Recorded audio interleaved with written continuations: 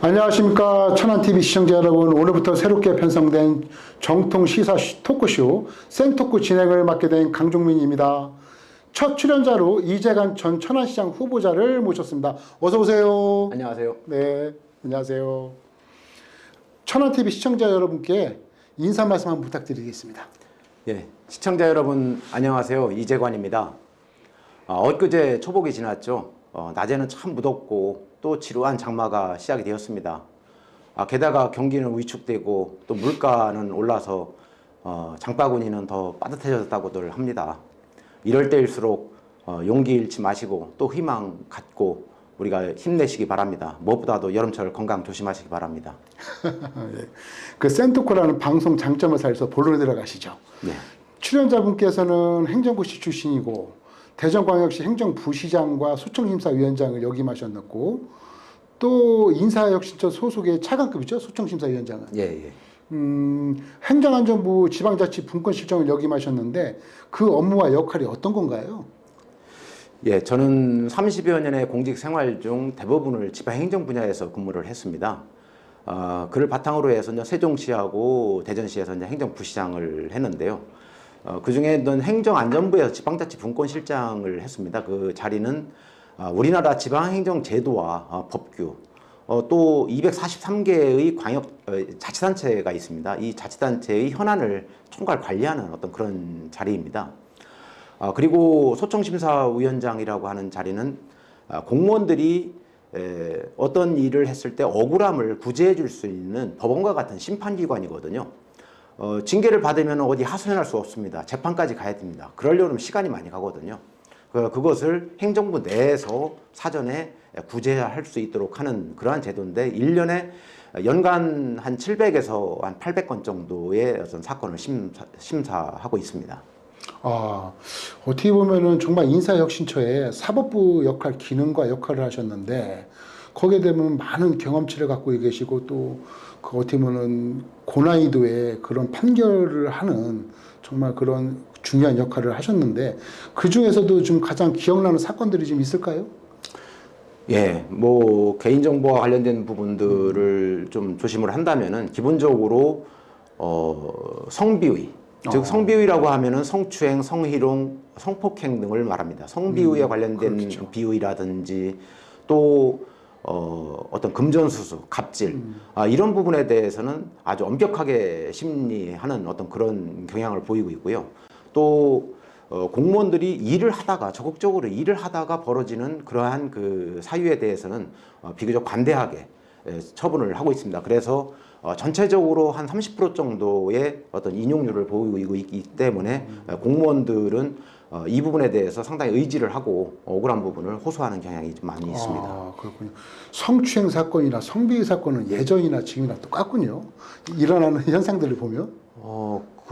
과거나 지금이나 있다고 보는 건 맞지만 다만 전체적인 숫자는 좀 줄어드는 거라고 봅니다. 다만 과거에는 오히려 묻혀졌던 어떤 그런 일들이 현재는 많이 노출되고 또 그것이 어떤 문제로 표면화되는 것은 그 비율은 더 많다고 생각을 합니다. 그렇죠. 그렇겠네요. 그럼 요즘 천안시청 같은 경우는 공직자 성추행 사건, 또 시장 최측근 보좌관의 음주운전 사건, 산업단지 조성에 대한 일감 몰아주기 의혹 사건, 그 하물며 천안시장 본인 자체가 선거법 위반에 재판을 받고 다니고 있어요. 아주 사건 사고로 몸살을 앓고 있는데 본인이 만약에 천안시장이시라면 이런 복마전의 위기를 어떻게 돌파해 나갈 것 같아요? 보통 위기라고 하면은 대단한 어떤 역량과 그것이 필요하다고 보는데 그 위기라고 생각했을 때가 오히려 가장 원칙에 접근해서 하면 됩니다. 행정의 어떤 기준은 명확합니다. 어떤 성비위에 관련된 부분, 그 부분 분명히 그 징계의 어떤 그런 기준과 원칙이 있고요. 그렇죠. 또 일감 몰아주기라든지 하는 부분은 구체적인 내용은 제가 구체적으로 말씀드릴 사항은 아니지만은 그런 부분들은 행정을 투명하게 관리한다고 그러면 문제될 것이 없습니다. 그렇죠. 예. 그리고 지금 재판에 관련된 부분은 사실 진행 중인 사안이기 때문에 구체적인 말씀을 드리는 건 적절하지 않은 것 같습니다. 위기일수록 원칙대로 대응을 해야 된다는 말씀이시죠? 예, 그렇습니다. 네. 그런데 지금 현재 소창심사위원장에 이제 어쨌든 간에 그런 경험치를 갖고 계신다 보니까 하나 좀 여쭤볼게요. 천안시장 같은 경우는 이런 공직선거법과 유사한 사건으로 전에도 벌금 250만 원을 선고받은 전력이 있단 말이에요. 그런데 이런 것 같은 경우는 이제 조만간 재판이 열릴 텐데 사법재판에서 영향력을 미칠 수 있을까요? 글쎄요, 그 부분은 제가 뭐라고 말씀드릴 사항은 아니고요. 다만 행정에서도 정상 참작이라고 하는 부분이 있거든요. 그러니까 같은 공무원이 어떤 징계 사유가 있었는데 또 다시 어떤 그런 일로 징계를 받게 되면은 그 부분은 충분히 어떤 그 참작 요인으로 작용할 여지는 있다고 봅니다.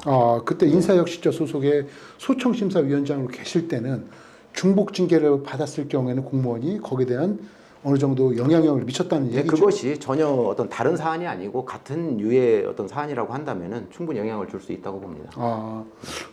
그렇겠군요.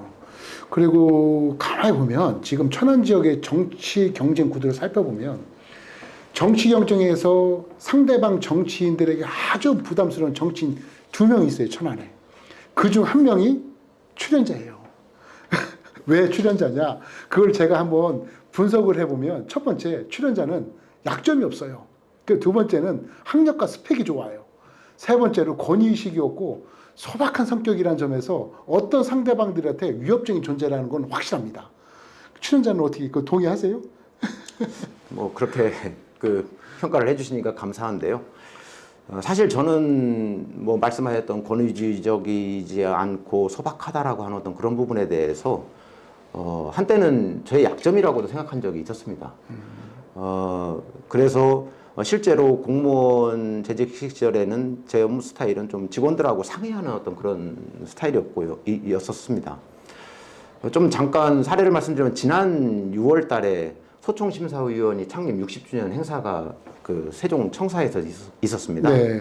거기에는 역대 저는 그 위원장님들도 많이 참석을 하셨는데 그 사회자가 저를 소개를 하는데 역대 위원장님들 중에서 가장 인기 있었던 이재관 위원장입니다라고 그렇게 말씀을 하시더라고요. 그랬을 것 같아요. 예, 근데 그때 그런 얘기를 들으면서 결국은 지금 말씀해 주셨던 어떤 그런 부분을 참고해서가 아니라 정말 진솔하고 어떤 그 직원들하고 원만하게 어떤 소통하는 그런 그 리더십과 지도자가 필요한 것이 아닌가 생각은 분명히 하고 있습니다. 제가 잘 알고 있어요. 제가 언제 한번 우리 그 출연자하고 소주 한 잔을 기울일 때가 있었는데 그때 보니까 너무나 소탈하더라고요. 정말 서민적이고 좋았습니다. 감사합니다.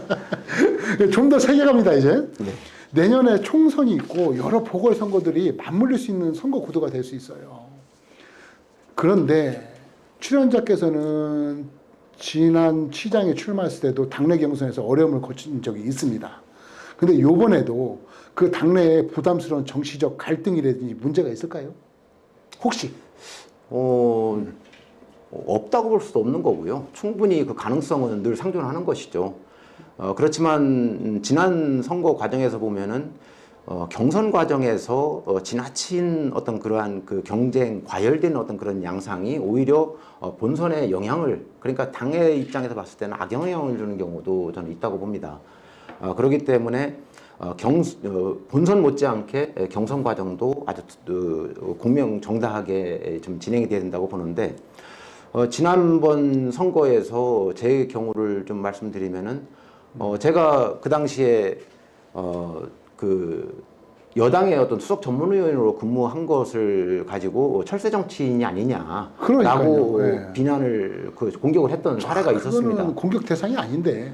그런데 그 부분은 어떻게 보면 그럴 수는 있습니다. 그렇지만은 그 당시에 수석 전문위원 제도라고 하는 것은 당과 그리고 그 정부의 어떤 그런 그 정책을 사전에 조율을 하고 또 조율을 하는 그런 조정을 할 수 있는 가교 역할을 하는 어떤 그런 거거든요. 그래서 고위 공무원들이 일정 기간 동안에 당에 가서 근무하는 어떤 그런 인사 운영의 한 방식으로 지금 현재 운영되고 있는 것인데, 그것을 마치 어떤 정치의 철학이라든지 가치로서 하는 것으로 그렇게 호도하는 것은 분명히 사실을 정확하게 본 것은 아니라고 생각을 하고요.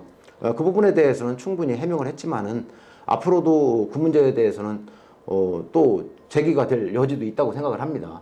네. 그러면은 제가 볼 때 민주당에서는 정말 어떻게 보면 그때 당시에 그 얘기가 불거졌을 때 저는 개인적으로 이런 생각 가졌어요. 아, 저분들이 행정을 모르시나, 행정 구조를 모르시나라는 생각이 들었는데 그거는 공격 대상이 될 수는 없죠, 사실. 실질적으로 말씀을 하셨듯이 저는 노무현 대통령 당시에 혁신관리비서관실로에서 행정관으로 근무를 했고요. 또 얼마 전에는 김대중 재단의 천안지회장을 맡아서 했습니다. 그리고 지난번에 경선 과정을 거쳐서 그 더불어민주당의 천안시장 후보로 본선에 임했고요. 이 과정에서 그 전력이 한 번도 문제된 적이 없었습니다. 그런 그것을 가지고 얘기하는 어떤 그런 것은 적절치 않은 것이고 앞으로도 이런 문제뿐만이 아니고 예를 들자면 그렇다는 것이고 이렇게 흠집내시기 식의 어떤 네거티브적인 어떤 그런 것은 근절되어야 되는 하나의 어떤 정치 문화가 아닌가 생각이 됩니다. 아까 제가 소개했듯이 약점이 없으셔서 그래요. 예. 저 다른 이제 그 출연자께서는 2022년에 천안시장을 출마하면서 이제 그때부터는 고위공직자가 아니라 정치인으로 이제 탈바꿈이 된 거거든요. 예. 그 정치인과 고위공직자 중에서 어떤 직업이 적성에 맞는 것 같아요? 그러면 그 천안시장이라는 자리가 공직자의 자리라고 생각하시나요? 아니면 정치인으로 생각을 하시나요? 저는 그거에 대해서는 두 개 다라고 생각해요. 맞습니다. 네. 저는 직무의 내용으로는 저는 엄격하게 그 공직자인 거고요. 공직자이기 때문에 행정의 어떤 그런 그 기준과 원칙, 합리성을 가지고 해결해야 되는 것이 맞고 또 선출의 과정은 선거라는 과정을 통해서 즉 정치적인 행위를 통해서 선출되기 때문에 정치인의 어떤 요소들을 가지고 있습니다. 그렇죠. 시장은 정치인적인 어떤 그런 공직자의 어떤 자질에 관련된 부분들이 다 있어야 된다고 생각을 하고 있고요. 저는 또 그런 부분에 충실하려고 노력하고 있습니다. 시간 관계상 마무리 질문 좀 할게요. 인재가 천안을 위해서 뜻깊은 일을 해야 하는 것은 당연한 책임인데요. 어떤 일로 그 뜻깊은 업적을 남기고 싶은지 한번 본인 소회 좀 말씀해 주세요. 저는 천안의 잠재력이 과연 제대로 발휘가 되고 있는가라는 거에 대해서 늘 안타깝게 생각을 하거든요. 천안은 역사적, 지리적으로 어떤 문화 교류의 중심지였습니다. 교통의 중심지였습니다. 그것은 천안의 정체성이라고 하는 것은 폐쇄적인 것이 아니고 오픈되어 있고 수용적이라고 저는 생각을 하거든요. 그런데 그동안에 천안의 그 성장의 어떤 전략이라고 하는 것은 수도권 규제에 따른 그 부가소득을 얻는 수동적인 어떤 전략에 머무른 것이 아닌가. 그러니까 천안의 장점과 정체성을 가지고 적극적으로 그 전략을 폈다라고 보기에는 다소 아쉬운 부분이 많습니다. 그러다 보니까 지금 현대 원도심 공동화 문제라든지 동서 불균형의 문제, 또 대중교통의 그 어떤 그 난맥상, 또 그 소공연장 문화시설이 부족하다라고 하는 부분, 또 많은 어떤 소득의 어떤 여기에 유출 문제, 도시계획의 어떤 그 무분별한 도시계획 문제, 이런 문제들이 나타나는 것이 아닌가 생각이 됩니다. 말씀드렸듯이 천안의 잠재력을 극대화하기 위해서는 인근 도시의 어떤 그러한 그 역량과 맞물려서 전략적인 어떤 그 전개가 좀 필요하다고 보거든요. 네. 청주의 그 국제공항이라든지 인근 세종시라든지 또 아산과 평택과의 어떤 연담을 통해서 우리의 도시의 어떤 역량을 더 발휘할 수 있는 그런 전략적 구상이 필요하다고 보고, 저는 어떤 특별한 업적을 남기는 것이 아니라 그러한 하나의 어떤 그 발전의 기틀을 마련하는 것이 중요하다고 생각을 합니다. 말씀 역시 행정 전문가다우시네요. 시간상 이만해서 마치고요. 천안TV 시청자 여러분, 이번 주는 첫 회로 이재관 전 천안시장 후보자를 모시고 말씀 나눠봤습니다. 다음 주에는 더욱더 센 토크로 다시 찾아뵙겠습니다. 시청해 주셔서 감사합니다. 감사합니다.